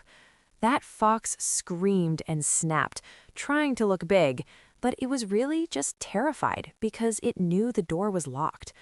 Alexis was that fox. The stage is all yours, Alexis, I said, giving her a tiny, chilling smile. I wouldn't dream of stopping you from having your moment. Good, she snapped. She adjusted her hair. Those $500 extensions were starting to look a little frizzy under the ballroom lights, and headed toward the podium. Arthur Sterling walked up to the microphone, looking stressed in his $10,000 Brioni tuxedo. Ladies and gentlemen, before we celebrate our $50 million win with the global luxury group, our lead strategist, Alexis Vaughn, would like to say a few words about the vision behind the pitch. The room clapped. The flying monkeys cheered. Alexis floated up the stairs like she was walking on air. She looked out at the crowd of 500 people, the most powerful executives in the city, and she beamed. She thought she was about to blackmail her way back into the Golden Girl spot. Thank you, Arthur. Alexis purred into the mic. She pulled a gold-plated USB drive out of her cleavage, classy, right, and plugged it into the laptop connected to the massive $20,000 LED wall behind her. Before I talk about the future, I want to show you all the real foundation of this company's success. I want to show you the data that Nia tried so hard to hide. She looked back at me and winked. She thought she was uploading her burn book. She thought the screen was about to show the private, dirty laundry of every man in that room. She hit play. The room went dark. The giant screen flickered, but it didn't show any burn book documents. Instead, a high-definition video filled the wall. It was the footage from Big Mama's porch. You could see Alexis's face clearly as she flicked that $500 lighter. You could hear her voice, loud and clear, screaming, "I don't care if I burn this house down. I'm taking that $500,000 bonus and there's nothing that broke bitch can do about it." The math finally stopped mathing for Alexis Vaughn. The ballroom went so silent you could hear the bubbles popping in the champagne glasses. Alexis turned around, her jaw dropping as she saw her own face, looking like a crazed arsonist projected 30 feet high for the entire world to see. But I wasn't done. Wait for it, I whispered to Uncle Marcus, who was standing by the tech booth with his $8,500 laptop. The screen switched. It showed her bank statements. It showed the $200,000 in credit card debt. It showed the consulting fees she'd stolen from the company. And finally, it showed a live GPS tracker of her white Range Rover being hooked up to a tow truck in the St. Regis parking lot at that very second. Alexis turned back to the crowd, her face a ghostly white. This is a mistake. Naya hacked the system. This is gaslighting. I'm the victim here. She looked at Arthur, but he had turned his back on her. She looked at the board, but they were already calling their lawyers. He thought he'd won, but he forgot one small thing. I didn't just record her, I invited the police to the premiere.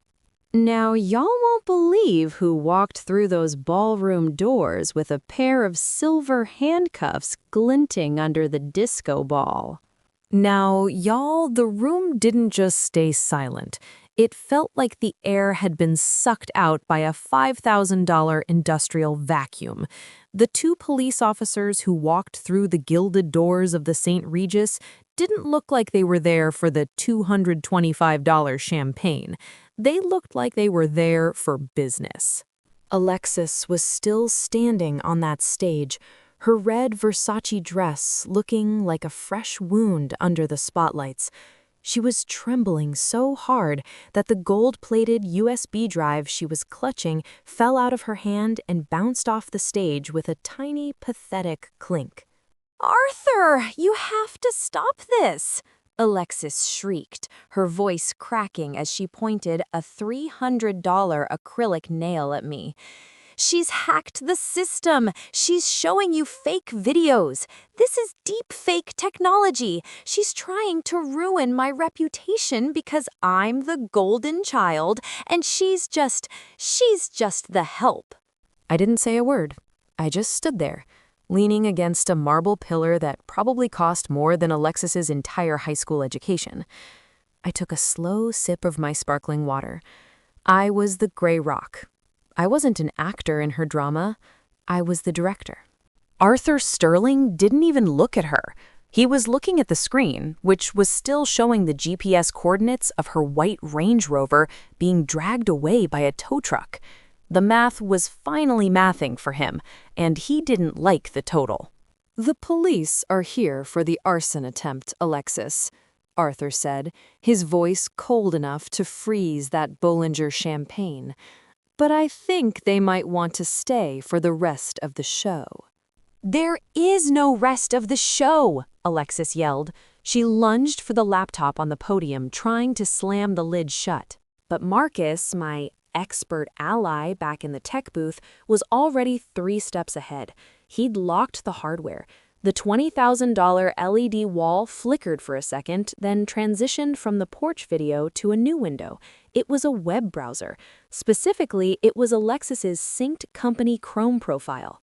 Now, y'all won't believe what happens when a narcissist thinks they're the smartest person in the room, I whispered to the person standing next to me.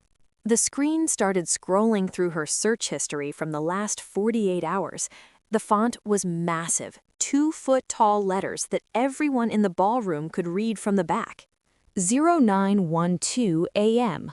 How to delete company server backups without leaving a trace. 9:45 a.m. Can you trace a $500,000 wire transfer to the British Virgin Islands? 10:15 a.m. Arthur Sterling Nexus Marketing. Gullible or just old? A collective gasp went up from the board members. Arthur's face turned a shade of red that almost matched Alexis's dress. I was doing research," Alexis stammered, her eyes darting around the room like a cornered rat. "I was trying to protect the company from Mia. I was searching for things she might do." The screen kept scrolling. It didn't care about her lies. 11:30 a.m. Luxury handbag wholesale replica China high quality. 1:20 p.m. How to sell stolen trade secrets to Dubai rivals anonymously. 3:45 p.m. Fastest way to get $575,000 from an old woman's house. That was the one that did it. That reference to Big Mama's house, I felt a cold, sharp satisfaction in my chest. It was the same feeling the church mothers get when the neighborhood gossip finally gets caught in her own trap. My Big Mama always told me that the devil works hard, but the truth works for free. And right now, the truth was putting in overtime. The flying monkeys, those junior analysts who used to follow Alexis around like she was a prophet, were backing away from her so fast they were practically tripping over their $1,000 gowns. They didn't want any of that smoke. "And here is the grand finale," I said, finally raising my voice just enough to be heard over the murmuring. Marcus hit a key. A final window popped up. It was a draft email Alexis had started an hour before the gala began. It was addressed to the Global Luxury Group's CEO, the man we'd just signed the $50 million deal with. The email read, "If you want the real data that proves Naya's models are fake, send $100,000 to the attached account. I'll give you the burn book on everyone at Nexus." She hadn't just tried to steal my work, she was actively trying to sabotage the $50 million deal we'd all just celebrated, all because she couldn't stand not being the center of attention. She was willing to bankrupt the whole firm for a $100,000 payday to save her own fake baller hide. Alexis looked at the email. She looked at the Global Luxury Group executives who were currently standing up and walking toward Arthur with looks of pure disgust on their faces. "You're a thief, Alexis," Arthur said. He turned to the two police officers. "Take her, please. Get her out of my sight before I do something that costs me a lot more than $10,000 in legal fees." The officers stepped up onto the stage. One of them reached for his belt and pulled out a pair of silver handcuffs. "Don't touch me," Alexis screamed, her voice echoing off the crystal chandeliers. "This is a setup. Nia, I'll kill you. I'll burn that house to the ground with you inside it." She lunged toward the edge of the stage, her glittery $1,400 heels slipping on the polished wood. She went down hard, hitting the floor with a thud that sounded like a sack of $2 potatoes. The officers were on her in a second, pinning her arms behind her back. Click, click. The sound of the handcuffs was the most beautiful music I'd heard all night. It was better than the $3,000 string quartet playing in the lobby.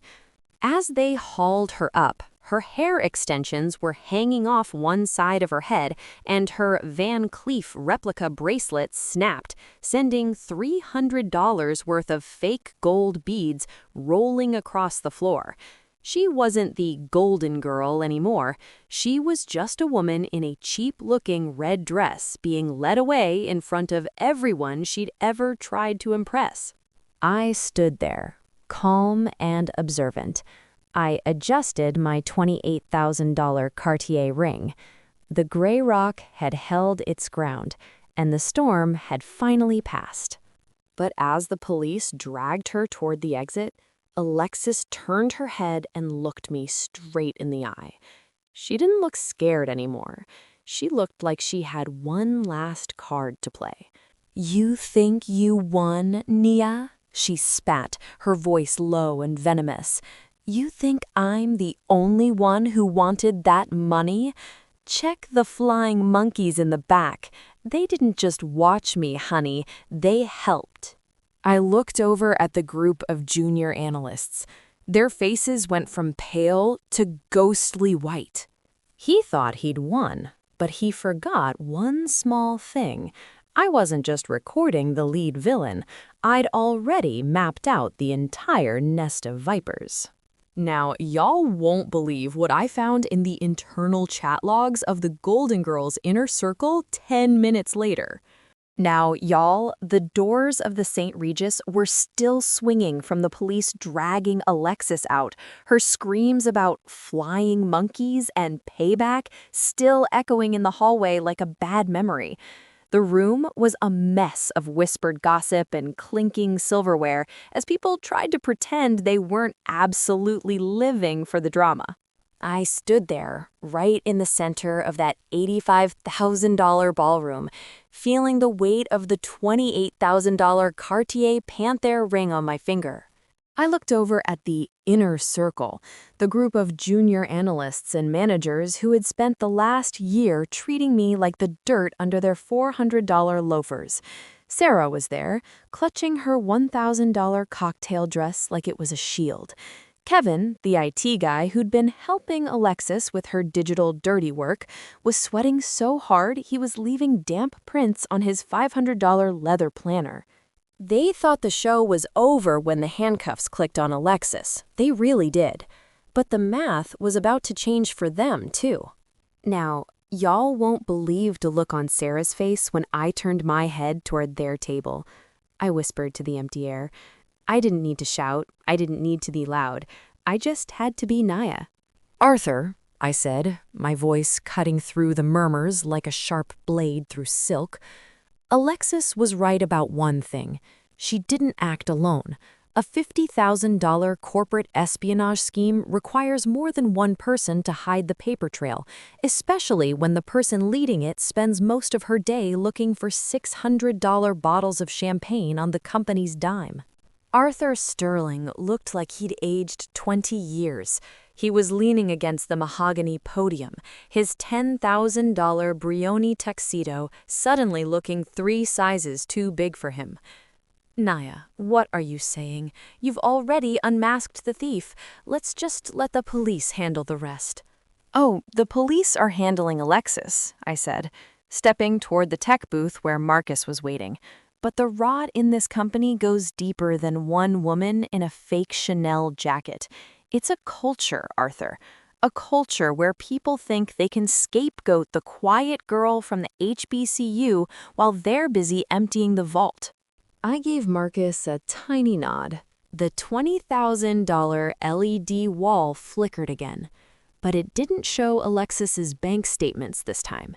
It showed a private WhatsApp group chat titled The Reigning Queens and Kevin. The room went dead silent. Again. The messages started scrolling. They were dated from 3 months ago, right when the $50 million pitch first started. "Did you see Naya's lunch today? Tupperware? Honestly, it's embarrassing. How does she even work in Buckhead?" "Don't worry about her. I've got her login. Kevin just gave me the backdoor access to her research folder. We're going to use her data for the Dubai offer. She's too gray rock to even notice." "You owe me for this, Alexis. That $2,500 gaming setup I want isn't gonna buy itself. Just make sure the miscellaneous office supplies budget covers it." "Deal. And I want those $800 Christian Louboutin pumps from the Saks at Phipps Plaza. The red soles will look great when we're celebrating our $500,000 bonuses." Y'all, the gasps in that room were louder than a Sunday morning shout at Big Mama's church. People were literally pointing at the screen and then back at Sarah, who was currently trying to hide her red-soled shoes under the table. I walked toward their table. My $900 black leather boots sounded like thunder on that polished floor. I stopped right in front of Sarah. She looked up at me, her eyes filling with the kind of terror you only see in people who have lived their whole lives behind a lie. "The math wasn't mathing, Sarah," I said. My voice as calm as a summer lake. "You thought that by bullying me, you could distract everyone from the fact that you were stealing $800 at a time from the marketing budget. You thought that because I didn't wear a Cartier love bracelet, I didn't have the receipts." Nia, I was just following Alexis," Sarah stammered, her voice a thin, pathetic whine. "She's a narcissist. She gaslit me. I was just a flying monkey. I didn't know what I was doing." You knew exactly what you were doing when you swiped that company card for those shoes, I replied. I turned to Kevin, who looked like he was about to pass out. And Kevin, that $2,500 gaming setup, I already had it remote wiped. All that data you thought you'd hidden, it's currently sitting in the district attorney's inbox along with Alexis's burn book. The hammer was dropping, and it was hitting everyone who had ever used their pedigree to look down on someone else. Arthur Sterling walked over to the table.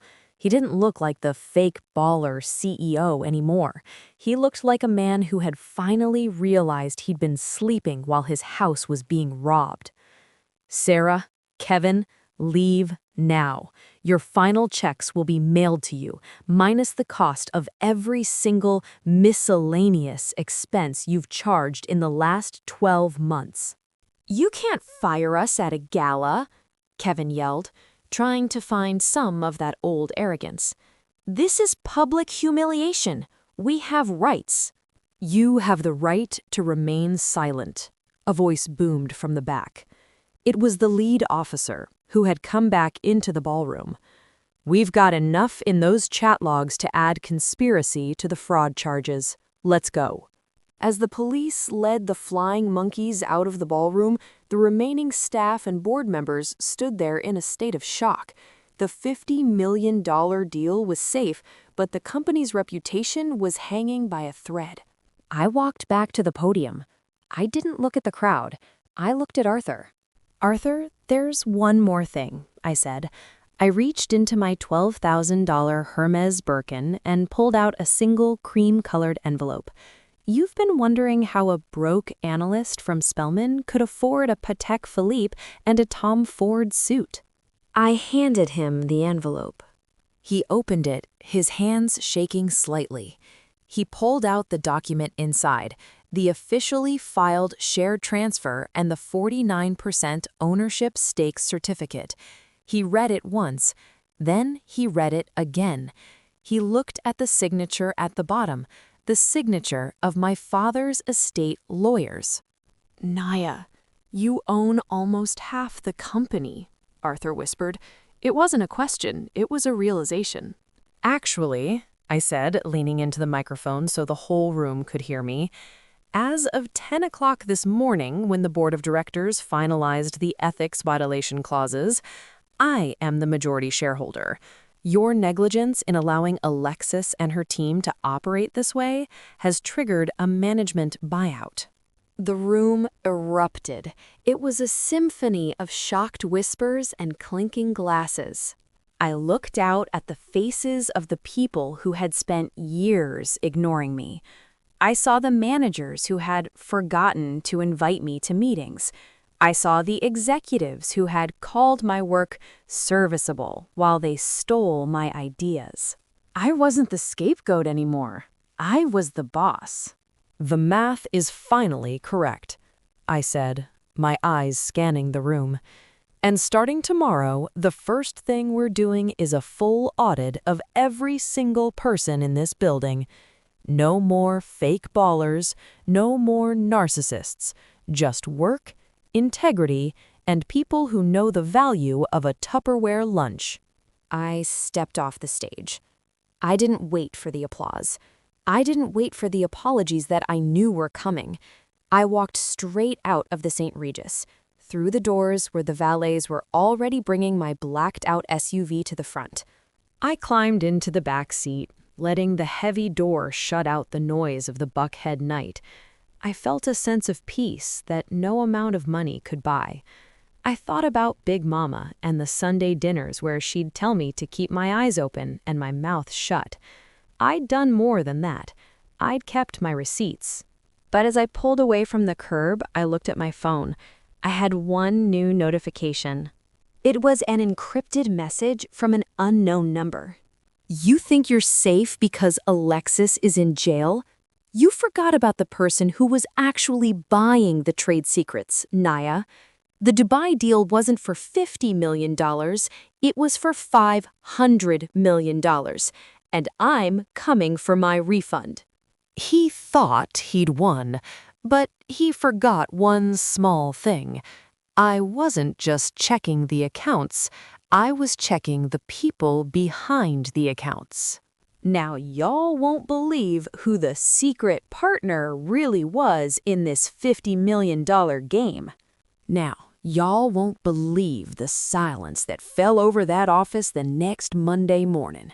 It wasn't just quiet. It was that heavy, thick kind of silence you get in a courtroom right before the judge reads a life sentence.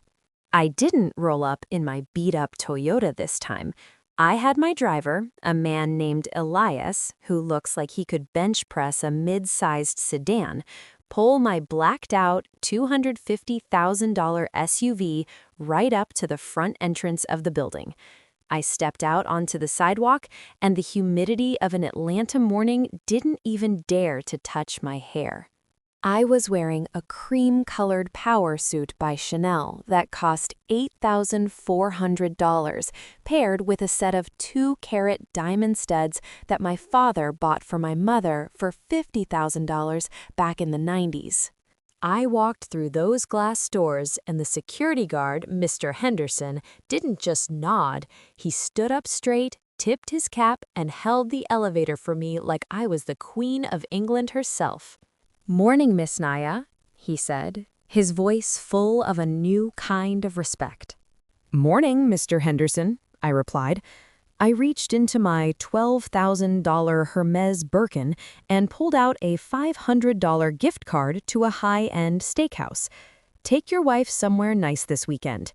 You've been the only honest man in this lobby for 3 years."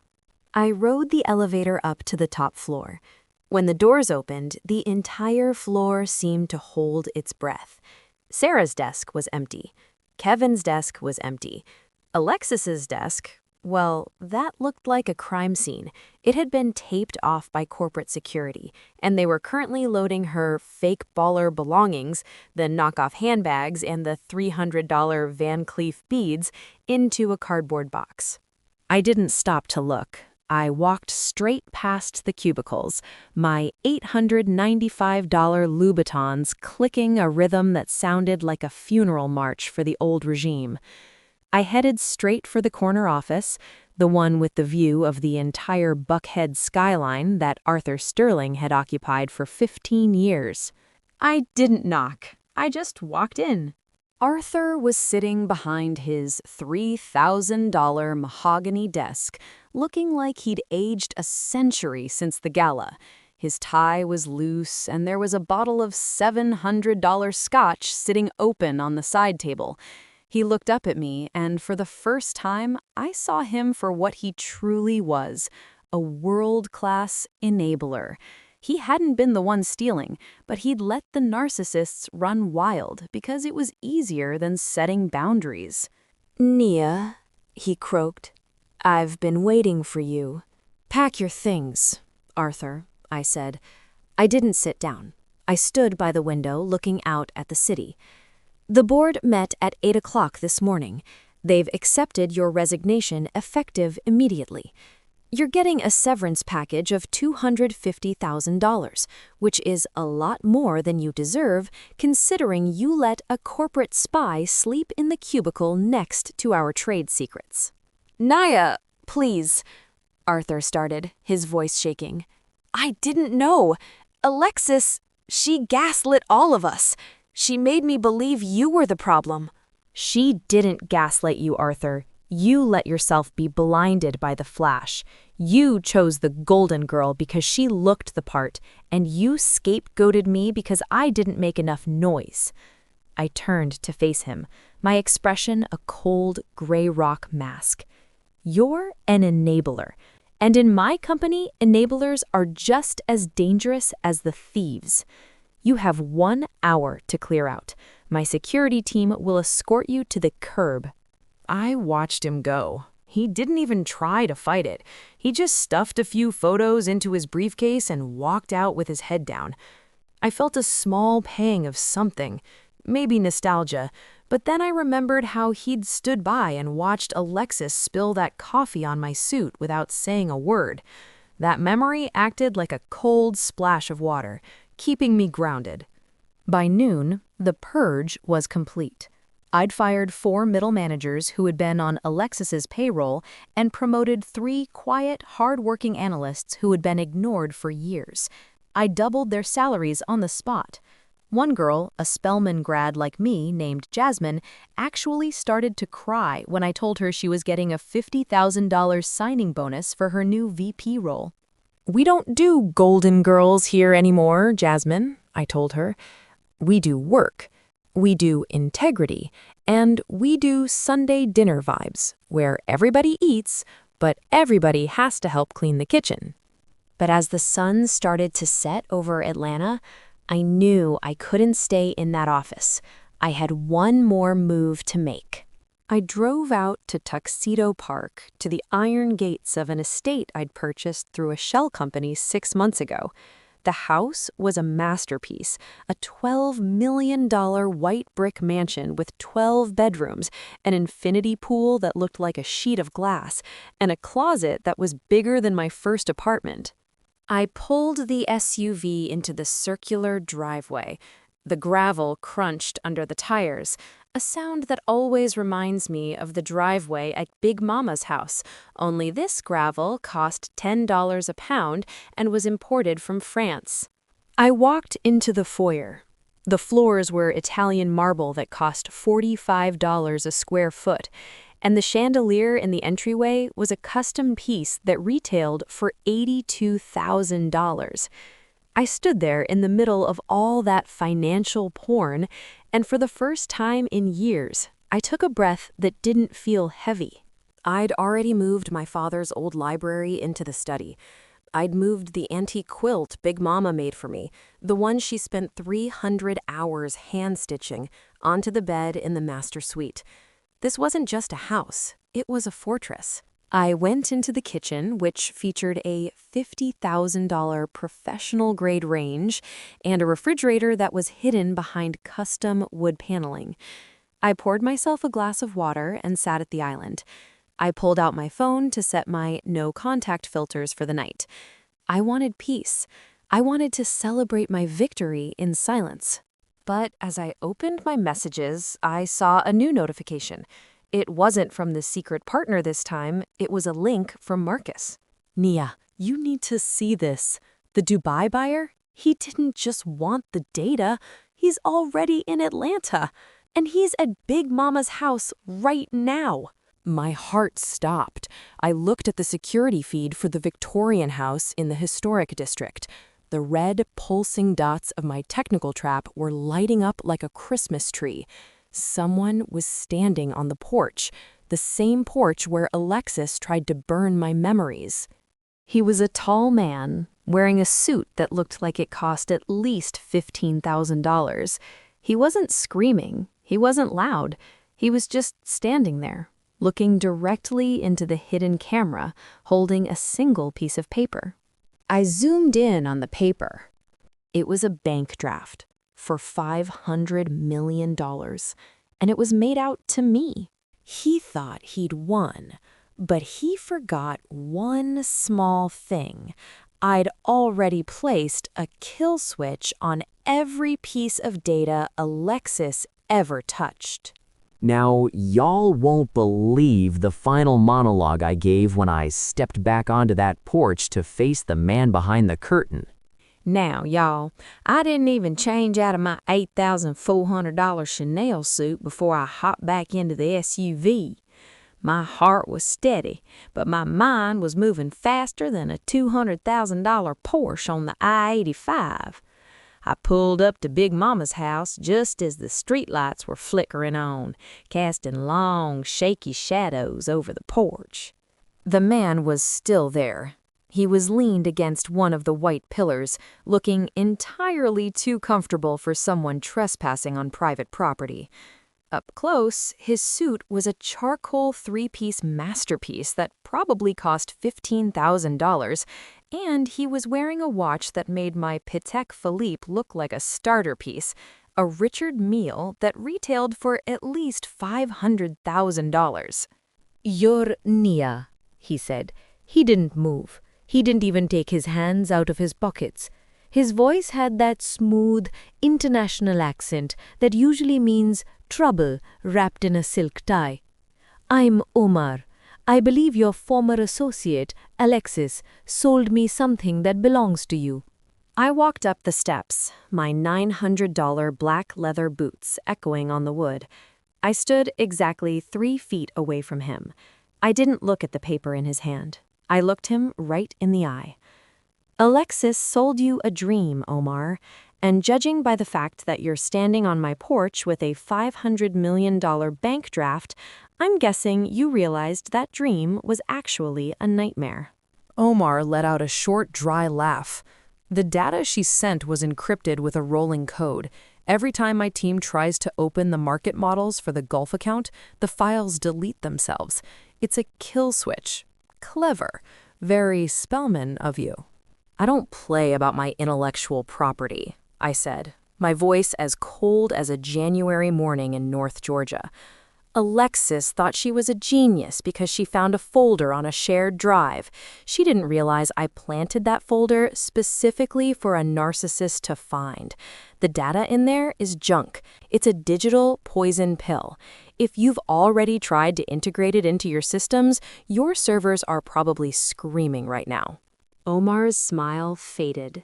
The fake baller charm was gone, replaced by the look of a man who realized he'd just handed a $500 million check to a ghost. "I want the real data, Nia. I'll double the offer. $1 billion. You can buy 10 more of those estates in Tuxedo Park. You can be the richest woman in this city." I looked at the bank draft. $500 million. That's enough money to change a family's DNA for 10 generations. It's the kind of money people kill for, die for, and definitely lie for. But I thought about Big Mama. I thought about those Sunday dinners where the most valuable thing at the table wasn't the food, but the truth. She used to say, "Nia, if you sell your soul to a wolf, don't be surprised when he comes back for your skin." "The math doesn't math for me, Omar," I said. I reached out and took the bank draft from his hand. He looked relieved for a split second, thinking I'd taken the bait. Then I folded it in half. Then I folded it again. "I didn't rip it. I just handed it back to him." "I don't want your money," I said, "and I'm not selling my trade secrets to a man who tries to buy stolen goods in the middle of the night. You're going to get back in your car and you're going to leave Atlanta.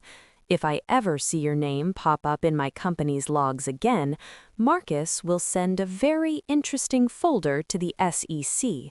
It details every single offshore consulting fee you've paid to women like Alexis in the last 5 years." Omar stared at me. He looked like he wanted to say something, but he saw the gray rock in my eyes. He saw that I wasn't scared, and I wasn't for sale. He tucked the folded check into his pocket, gave a sharp nod, and walked down the steps.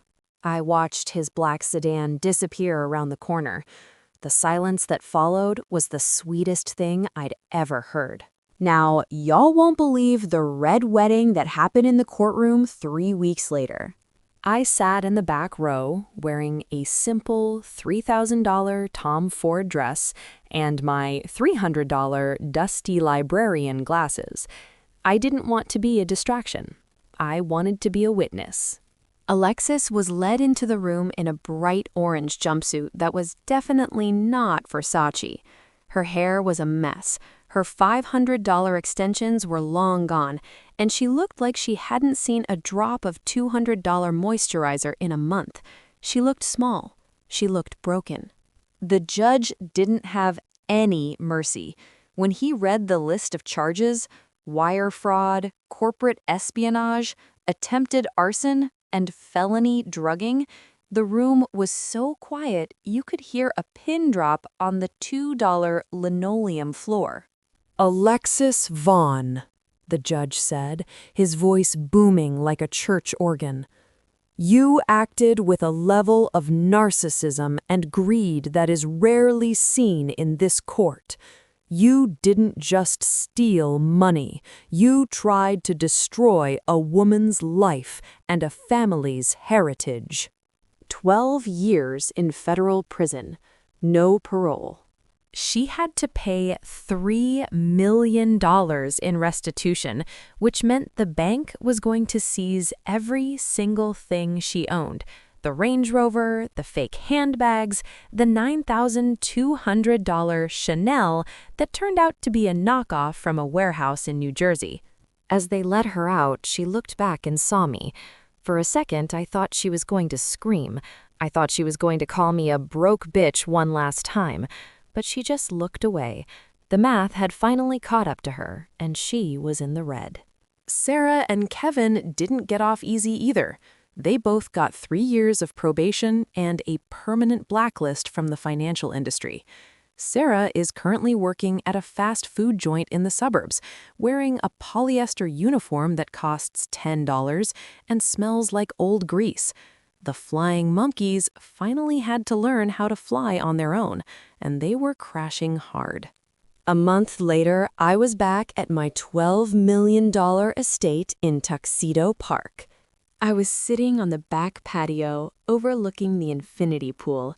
The water was a perfect, shimmering blue, reflecting the $300 sandalwood candles I had burning on the marble tables.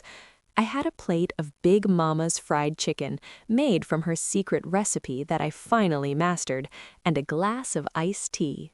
Marcus was sitting across from me, looking over the new quarterly reports for Nexus Marketing. Under my leadership, the company's value had already jumped by 20%. We'd landed 3 new accounts worth a total of $125 million. "You did it, Naya," Marcus said, closing his $10,000 leather briefcase. "The firm is clean, the villains are in jail, and your bank account is so heavy it's starting to affect the local gravity." "It's not about the money, Uncle Marcus," I said, looking out at the trees. "It's about the peace. It's about knowing that I can sit at this table and not have to look over my shoulder." I thought about all those years I spent being the gray rock, letting people look down on me while I built my empire in the dark. I thought about the disrespect, the gaslighting, and the way they tried to make me feel like I was nothing because I didn't shout about my worth. They thought I was the help. They thought I was an administrative error. They thought I was a scapegoat they could use to cover up their own filth. But they forgot one thing. The person who cleans the house is the only one who knows where all the bodies are buried, and the person who stays quiet is the only one who hears the truth. I reached down and touched the antique quilt Big Mama had made for me.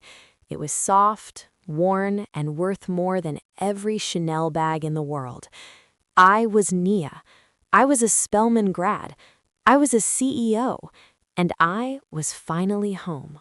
I picked up my phone to post one last update to my private circle.